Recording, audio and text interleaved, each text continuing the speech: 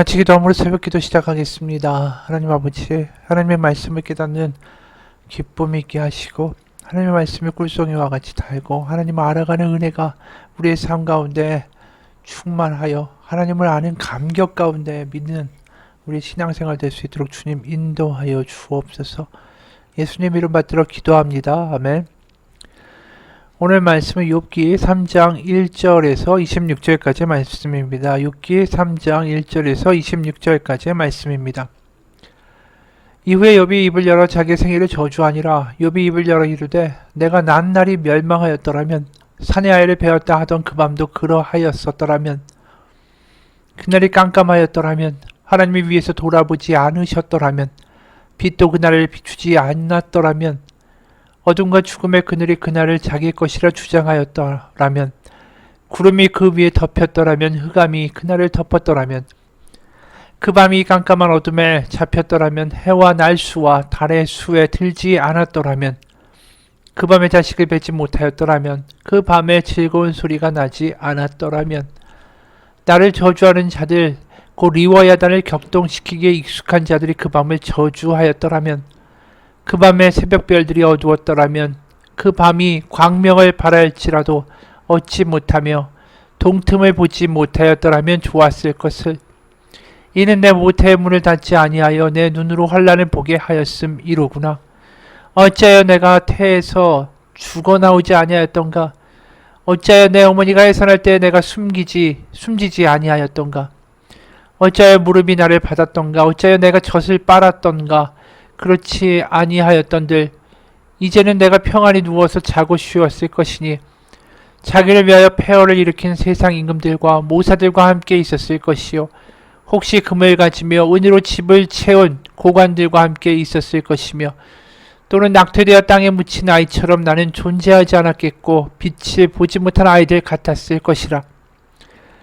거기서는 악한 자가 소요를 그치며 거기서는 피곤한 자가 쉼을 얻으며 거기서는 갇힌 자가 다 함께 평안히 있어 감독자의 호통소리를 듣지 아니하며 거기서는 작은 자와 큰 자가 함께 있고 종이 상전에게서 놓이느니라.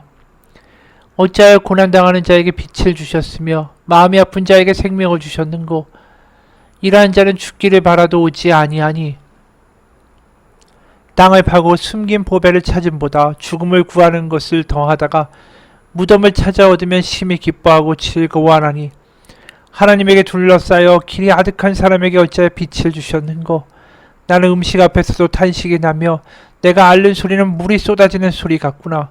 내가 두려워하는 그것이 내게 임하고 내가 무서워하는 그것이 내 몸에 미쳤구나. 나에게는 평온도 없고 안일도 없고 휴식도 없고 다만 불안만이 있구나. 아멘. 욥은 제사를 잃을 것뿐 아니라 끔찍한 병에 걸리고 한탄합니다. 2장 세번역으로 7절 13절 보면 이런 말씀이 있어요. 우리가 본지 않은 이 앞부분에 이런 말씀이 있죠. 사탄은 7절 2장 7절 주님 앞에서 물러나 곧 욥을 쳐서 발바닥에서부터 정수리에까지 악성 종기가 나서 고생하게 하였다. 끔찍한 병에 걸리는 거죠. 그러다 보니까 13절에 보면 2장 13절에 그들은 새 친구들이 오죠. 밤낮 이래 동안을 욥과 함께 땅바닥에 앉아 있으면서도 욥이 겪는 고통이 너무나 처참하여 입을 열어 한마디도 할 수 없었다. 이래 동안을 같이 있지만 아무 말도 할 수 없을 정도로 처참했다라는 거예요. 그러니까 그 친구들 앞에서 욥은 자신의 생일을 저주하기 시작합니다. 바로 자신이 왜 태어났나? 아니 왜 애초에 잉태가 되었는가? 자신이 그 부모님 이 동침하여 잉태됐던 그 날을 저주하기 시작해요. 3절이에요. 내가 난 날이 멸망하였더라면 산의 아이를 베었다 하던 그 밤도 그러하였더라면 바로 부모님이 동침으로 자기를 만든 그날이 바로 생명이 시작했던 아예 시초의 그날이 아예 없었더라면 좋았을 텐데 이렇게 말하는 거예요. 그래서 하나님도 아예 나를 알지 못하시게 되고 아예 생명의 시작이 없었으면 얼마나 좋았을까. 그 밤이 아예 달력에서 사라졌으면 얼마나 좋았을까. 자신이 마치 타임머신을 타고 가면 그날을 아예 없애버리고 싶다. 이런 식으로 이야기하는 거예요. 4절에 그날이 캄캄하였더라면 하나님이 위에서 돌아보지 않으셨더라면 빛도 그날을 비추지 않았더라면 어둠과 죽음의 그날이 그날을 자기의 것이라 주장하였더라면 구름이 그 위에 덮였더라면, 흑암이 그날을 덮었더라면, 흑암과 어두움이 완전히 그날을 장악하고 어둠과 죽음이 그날을 장악해서 자신이 애초에 잉태되지 않았더라면, 하나님이 굳이 기억하시고 빛이 비추어서 내가 그 어머니의 뱃속에서 잉태된 것이 끔찍했다, 지금 고통이 너무 심하다, 애초에 시작되지 않았으면, 내 생명이 시작되지 않았으면 좋았을 텐데, 너무 병이 심하니까 산다는 거, 숨 쉰다는 거, 그 순간순간 자체가 이 욥에게는 저주처럼 느껴지는 거죠. 그래서 6절에 그 밤이 깜깜한 어둠에 잡혔더라면, 해의 날 수와 달의 수에 들지 않았더라면, 아예 그날이 없었으면, 7절에 그 밤에 자식을 뵙지 못하였더라면, 그 밤에 즐거운 소리가 나지 않았더라면, 부모님이 아이 잉태하지 않고 동침조차 하지 않았다면 나는 좋았을 것이다. 그럼 나 이 고통을 겪지 않았을 거 아닌가, 이렇게 한탄하는 거죠. 그 말을 너무나도 다양하게 표현해요. 내가 애초에 잉태되지 않았으면 좋았을 텐데라는 표현을, 그 나를 저주하는 거예요. 자기가 잉태된 날. 그래서 8절에 나를 저주하는 자들, 곧 리보의 야단을 격동시키기에 익숙한 자들이 그 밤을 저주하였더라면, 주의 설교도 이야기했지만 리보의 야단은 바다에 산다고 하는 거대한 동물이죠. 고대 근동의 신화에 보면 혼돈을 일으키는, 신화 속에 나오는 동물이에요. 근데 그 리보의 야단을 부리는 누군가가 있다면, 혼돈을 일으키는 자죠. 죽음을 부르는 자예요. 그 누군가가 있다면 그 죽음의 존재가 내가 어머니 뱃속에서 아예 잉태되지 않도록 만들었다면 좋았을 텐데, 이야기를 하는 거예요. 혼란을 가져오는 자들이 그 밤을 저주해서 아예 잉태를 못하게 했었더라면 나는 좋았을 텐데, 너무나도 그 이야기를 여러 이야기로 반복하죠. 내가 애초에 잉태된 게 끔찍하다. 그 밤이 없었으면, 그 밤이 저주받았으면, 그 밤에 죽음이 세력이 장악했으면, 혼돈과 저주의 밤을 장악하는 이가 나를 잉태하지 못하게 했으면, 부모님이 그날 같이 동침하지 않았으면, 그날 하나님이 나를 기억하고 생명을 주지 않았으면 나는 지금 이 고통을 겪지 않았을 텐데. 그리고 설사 자신이 잉태됐다 하더라도 유산되거나 도중에 나오다가 죽었으면 좋았을 텐데, 그게 세번역으로 10절에서 13절이에요. 세번역 10절에서 12절입니다. 어머니의 태가 열리지 않아 내가 태어나지 않았어야 하는 건데, 유산되길 바라는 거죠. 그래서 이 고난을 겪지 않았어야 하는 건데, 어찌하여 내가 모태에서 죽지 않았던가, 어찌하여 어머니 배에서 나오는 그 순간에 숨이 끊어지지 않았던가. 12절 어찌하여 나를 무릎으로 받았으며, 어찌하여 어머니가 나를 품에 안고 젖을 물렸던가. 설사 잉태됐다 할지라도 도중에 내가 유산되고 사산됐으면 이 고통을 겪지 않았을 텐데, 그래서 내가 그렇게 사산되고 유산돼서 죽었으면 이 세상에 태어나지 않고 사후세계에서 편히 쉬지 않겠는가. 그러면서 사후세계까지 이야기가 전개됩니다. 그러면서 자신이 죽었고 유산되고 사산돼서 죽었으면 사후세계의 왕들, 고관들, 모사들, 이른바 하나님한테 복을 받았고 하나님이 세우셨다고 하는 이들과 함께 내가 핏덩이로 지금 사후세계 편하게 있을 텐데, 14절부터 그런 이야기 하는 거예요. 그러니까 다시 말해서 왕들, 고관들, 모사들, 잠언에서 말하는 하나님의 지혜자들, 하나님의 복을 받는 그런 사람들과 함께 내가 핏덩이로 죽었다 할지라도 사후세계에서 정말 편하게 있었을 텐데 왜 태어났을까? 그게 16에서 19절에 이런 말이 나오죠. 공동번역이에요. 공동번역. 나는 어찌하여 낙태되어 묻힌 핏덩이가 되지 못하였는가? 빛도 보지 못한 벌거숭이가 되지 못하였는가? 그곳은 죽음의 이후의 사후세계는 악당들이 설치지 못하고 삶에 지친 자들도 쉴 수 있는 곳, 포로들도 함께 안식을 누릴 수 있고 노예를 부리는 자들의 욕설도 들리지 않는 곳, 이제 쉬는 곳이다라는 거죠. 19절에 낮은 자와 높은 자의 구별이 없고 종들이 주인의 손아귀에서 풀려나는 곳. 그가 사후세계를 어떻게 하겠어요? 가보지도 않았는데. 근데 지금 이 순간이 죽는 것보다 못하다라는 거예요. 차라리 사후세계에 가면 쉴 수 있지 않겠는가. 이 욥이 상상하는 사후세계는 드디어 이제 고통이 끝난 그 시대, 그 세계가 되는 거죠. 그러니까 죽는 것보다 못한 자신의 이 상황, 죽지 못하니 이 아픔과 고통의 순간들, 이게 너무 뼈 사무치게 지금 한탄하는 거 아닙니까? 세번역으로 23절에 이런 말도 해요. 어찌하여 하나님은 고난당하는 자들을 태어나게 하셔서 빛을 보게 하시고 이렇게 쓰디쓰는 인생을 살아가는 자들에게 생명을 주시는가? 왜 애초에 이렇게 고난을 주실 거면 태어나게 하셨는가? 이렇게 고통스럽게 살 거면 왜 애초에 생명을 주셨는가? 그리고 태어나게 한 다음에 왜 죽이시지 않는가? 21절, 이런 사람들은 죽기를 기다려도 죽음이 찾아와 주지 않는다. 그렇죠. 고통만 겪게 하시고 죽음도 주지 않으면서 왜 나를 이렇게 힘들게 하시는가? 그래서 21절 후반부, 그들은 보물을 찾기보다는 죽기를 더 바라다가 22절, 무덤이라도 찾으면 기뻐서 어쩔 줄 모르는데 어째 하나님은 길 잃은 사람을 붙잡아 놓으시고 사방으로 그 길을 막으시는가? 죽고 싶은데 차라리 사후세계가 더 나을 것 같은데 죽게도 안 하시고 이렇게 고통만 주시는데 나를 왜 애초에 나를 이렇게 태어나게 하셨는가? 그래서 26절에 이렇게 마무리하죠. 나에게는 평온도 없고 안일도 없고 휴식도 없고 다만 불안만이 있구나. 오늘 말씀 가운데 굉장히 인상적인 말이 있죠. 결국 핵심은 다른 게 아니에요. 하나님, 내가 이렇게 고난 당할 거 뻔히 알면서 고난 주실 텐데 왜 이 고난 많은 세상을 살도록 나를 애초에 태어나게 이 세상 가운데 던지셨는가? 아주 핵심적인 질문이죠. 이건 욥만의 질문이 아니에요. 아마 예수님 오시고 나서 수천 년 동안 기독교가 이 세상 가운데 뿌리를 내리고 교회가 퍼져나가는 그 순간에도 이러한 질문들은 계속 있었겠죠. 흑사병이 돌아서 수많은 사람들이 죽어나가고 천연재해를 맞아서 사람들이 죽어나가고 고통당하고 하나님이 고통을 겪게 하실 거면 애초에 왜 생명을 주시고 왜 태어나게 하셨냐, 이런 질문들을 우리도 똑같이 가질 수 있기 때문이에요.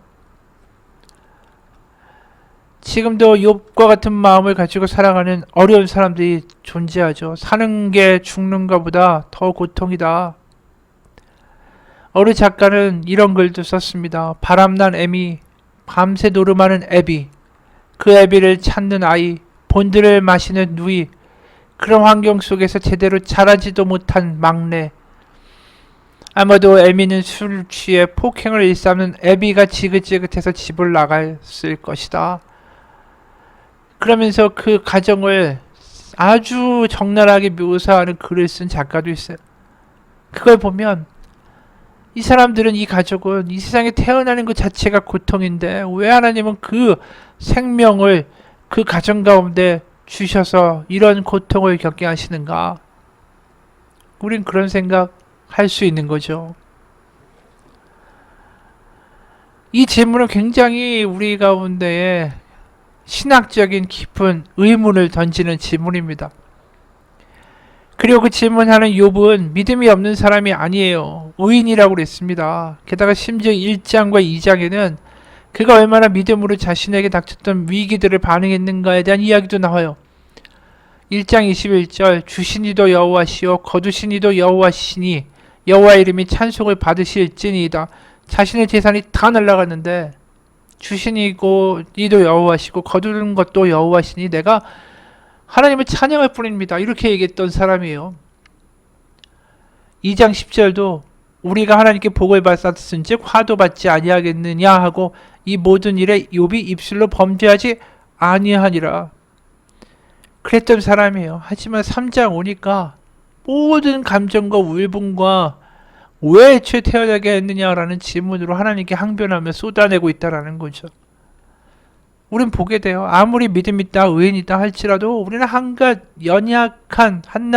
연약한 인간일 뿐이다라는 거죠. 고통 가운데 하나님께 항변하고 때로는 기도할 마저 힘마저 잃어버릴 수밖에 없는 한숨을 내쉬는 인간일 뿐이다라는 거예요. 맞아요. 하나님이 왜 고통을 겪게 하실 거면 이 세상을 태어나게 하셨습니까? 우린 그렇게 물을 수밖에 없죠. 하지만 그것에 대한 대답은 우리가 알지 못해요. 하나님 왜 그렇게 하시는지. 다만 거기에 대한 한 가지의 대답을 하나님이 우리에게 주신 게 있어요. 그게 바로 예수 그리스도의 십자가입니다. 예수님이 마태복음 27장 46절에 이렇게 울부짖는 모습을 보게 되죠. 십자가에서 제9시쯤에 예수께서 크게 소리질러 이르시되 엘리 엘리 라마 사박다니 하시니 이는 곧 나의 하나님 나의 하나님 어찌하여 나를 버리셨나이까 하는 뜻이라. 바로 하나님의 아들이신 예수님이 이렇게 외치시는 거예요. 어찌하여 나를 버리셨나이까. 우리는 이 질문을 통해서 하나님이 우리가 왜 고난 가운데 우리를 두셨습니까? 라고 외치는 우리의 외침에 예수님도 동참하셨다라는 것을 보게 되죠. 하나님의 아들이 우리의 그 고난 가운데 부르짖는 욕과 같은 부르짖음에 하나님의 아들 예수님이 동참하신다라는 거예요. 거기서 우리는 알게 되죠. 우리가 이유를 알지 못하지만 우리가 겪는 고난 가운데 하나님은 그 고난을 외면하시고 학대하시면서 우리의 고난을 즐기고 계신 분이 아니었구나. 우리의 고난을 알고 계시고 동참하시고 아파하시는구나. 하나님은 저 멀리서 우리를 고문만 하고 외면하는 분이 아니었구나. 욥의 이야기처럼 죽고자 하는 이를 죽지도 못하게 하시고 그러면서 계속 괴롭히신 하나님이 아니었구나라는 걸 우리는 나무에 달린 예수님을 보면서 알게 된다라는 거죠. 맞습니다. 우리의 고난, 우리가 그 이유를 알지 못하지만 그 고난 가운데 하나님의 아들 예수님이 같이 계시다라는 것입니다. 그 고통을 예수님이 알고 계시고 그 고통 가운데 버틸 힘을 주시고 그래서 성령님도 그 가운데 같이 우리를 위하여 기도해 주신다. 로마서 8장 26절 그거 아닙니까? 이와 같이 성령도 우리의 연약함을 도우시나니 우리는 마땅히 기도할 바를 알지 못하나 오직 성령이 말할 수 없는 탄식으로 우리를 위하여 친히 간구하시느니라. 지금도 병상에서 힘들어하고 하루하루가 살아가는 게 고통의 분들이 있습니다. 그럴 때 예수님의 기도처럼 하나님이여 하나님이여 나를 버리십니까? 이 고백이 바로 나의 고백이 되는 순간들을 겪고 있는 분들도 있습니다.